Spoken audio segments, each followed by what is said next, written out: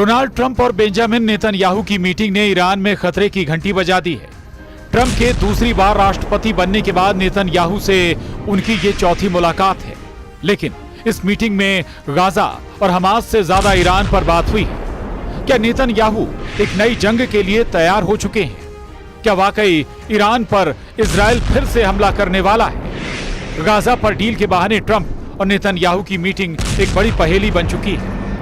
24 घंटे में गाजा को लेकर ऐसा फैसला होगा कि नेतन्याहू के लिए वक्त बदल सकता है। गाजा के हालात बदल सकते हैं, क्या और बदतर हो सकते हैं। अमेरिका और इजराइल को लेकर अरब वर्ल्ड के ख्यालात बदल सकते हैं, जो पश्चिम एशिया का पूरा मिजाज बदल सकते हैं, क्योंकि ट्रंप और नेतन्याहू की मीटिंग का असर अब पूरी दुनिया पर पड़ सकता है। व्हाइट हाउस में डोनाल्ड ट्रंप और बेंजामिन नेतन्याहू की इस साल चौथी मीटिंग ने सबके कान खड़े कर दिए हैं। माना जा रहा है कि ट्रंप ने फिलिस्तीन और इजराइल के बीच शांति कायम करने के लिए 21 पॉइंट रखे। साफ है कि गाजा पर हमास से डील के नए सिग्नल मिल रहे हैं। क्या ट्रंप नेतन्याहू को 21 पॉइंट वाले एजेंडे पर राजी कर पाएंगे? गाजा में 66,000 लोगों की मौत के बीच अरब वर्ल्ड में एक नया गुस्सा है। माना जा रहा है कि कतर पर इजराइल की बमबारी और नेतन्याहू को लेकर नई कड़वाहट ने ट्रंप को इजराइल पर दबाव डालने के लिए मजबूर कर दिया। ट्रंप सोशल मीडिया पर लिख चुके हैं कि पश्चिम एशिया में कुछ खास होने वाला है। सभी लोग पहली बार किसी विशेष चीज के लिए तैयार हैं। हम इसे पूरा करेंगे। डोनाल्ड ट्रंप कह चुके हैं कि उनके पास गाजा को लेकर एक डील है और ऐसा समझौता होगा जिससे बंधकों को वापस लाया जा सकेगा। युद्ध खत्म होगा और पश्चिम एशिया में शांति कायम होगी। लेकिन दुनिया ने देखा है कि इजराइल कतर में हमास के वार्ताकारों पर हमला कर चुका है।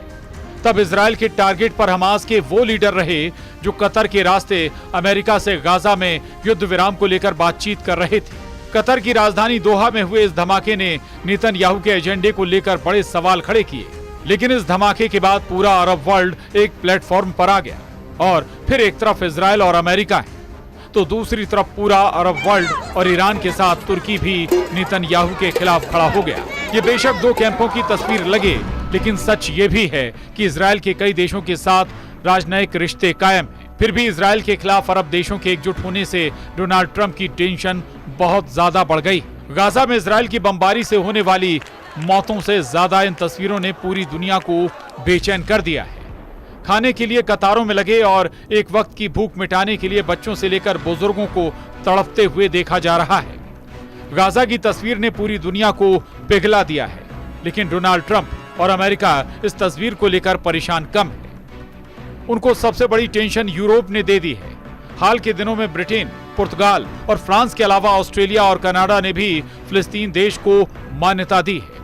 वहीं इन देशों के अलावा जर्मनी ने भी कह दिया है कि गाजा के हालात पृथ्वी पर नरक की तरह हैं। उधर जर्मनी के विदेश मंत्री जोहान वेडफुल का कहना है कि पूरे क्षेत्र की सुरक्षा दांव पर है। गाजा में भयानक युद्ध जारी है। ये धरती पर नरक की तरह है। एक मानवता के लिए बहुत भयानक ख्वाब है। ये युद्ध खत्म करना होगा। बंधकों को रिहा किया जाना चाहिए। यूरोप के बड़े बड़े देशों का फिलिस्तीन के साथ आना नेतन्याहू का तनाव नए लेवल पर ले गए हैं। यही वजह है कि उनकी और ट्रंप की मुलाकात पर पूरी दुनिया की नजर है। सवाल है कि क्या डोनाल्ड ट्रंप का 21 पॉइंट वाला एजेंडा फिलिस्तीन और इजराइल के बीच शांति कायम कर पाएगा? क्या गाजा पर इजराइल की बमबारी रुकेगी और हमास के कब्जे से इजरायली बंधक आजाद हो पाएंगे?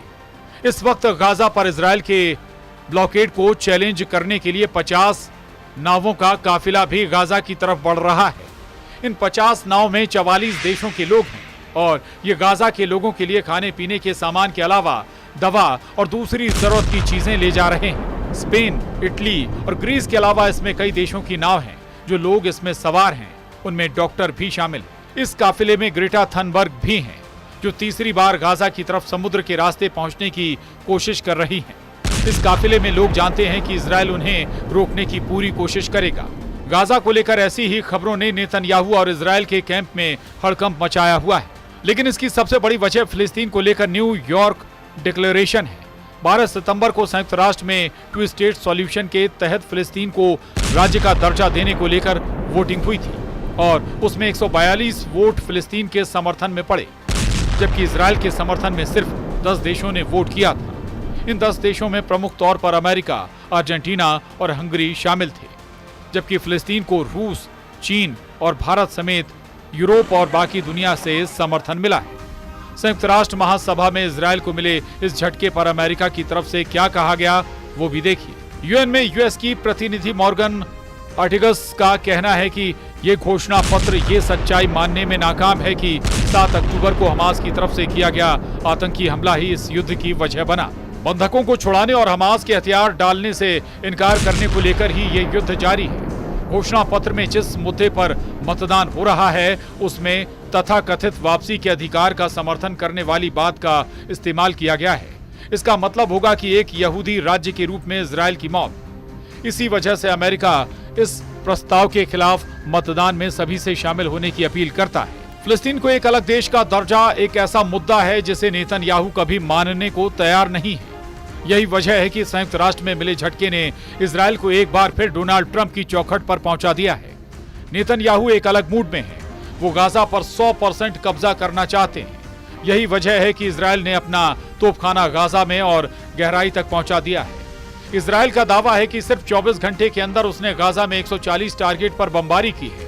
सिर्फ रविवार के दिन गाजा में 79 लोगों की मौत हुई है, जबकि इजरायल की बमबारी में करीब 400 लोग घायल हुए हैं। उत्तरी गाजा की तरफ हालात और खराब हैं। कोई इमारत ऐसी नहीं बची है जो खंडहर में तब्दील ना हो चुकी हो। जब इजरायल का बम गिरता है तो इमारतें ऐसे ढह जाती हैं। इजरायल जब made in America bunker buster bomb गिराता है तो उसके नतीजे में या तो मलबा बचता है या तो उसके नीचे दबी लाशें। गाजा में अब तक 66,000 से ज्यादा लोगों की मौत हो चुकी है। घायल होने वालों की तादाद 1,70,000 से ज्यादा है। ये ऐसे आंकड़े हैं जो 2 साल से जारी बमबारी के बाद सिर्फ रोजाना अपडेट होने वाला रिकॉर्ड बन चुके हैं। उत्तर से दक्षिण गाजा की तरफ हजारों लोग जान बचाने के लिए भाग रहे हैं कि किसी तरह इजरायल के उन बमों से जान बचा ली जाए जिनकी सप्लाई अमेरिका की तरफ से की जा रही है और जिनकी खेप लगातार अमेरिका के बम गोदाम से इजरायल पहुंच रही है। अब इसके बरक्स इजरायल की राजधानी तेल अवीव से आया एक वीडियो देखिए। यहाँ गगनचुंबी इमारतों के सामने नेतन्याहू को परेशान करने वाली तस्वीर देखिए। ये तेल अवीव का समुद्री किनारा है और यहाँ रेत पर नेतन्याहू और ट्रंप की तस्वीर बनाई गई है। नेतन्याहू की लंबी नाक बनाकर बताया गया है कि वो लगातार झूठ बोल रहे हैं और साथ में अंग्रेजी में लिखा है डोंट बी फूल्ड अगेन, यानी फिर से मूर्ख ना बनो। ये मैसेज ट्रंप के लिए है।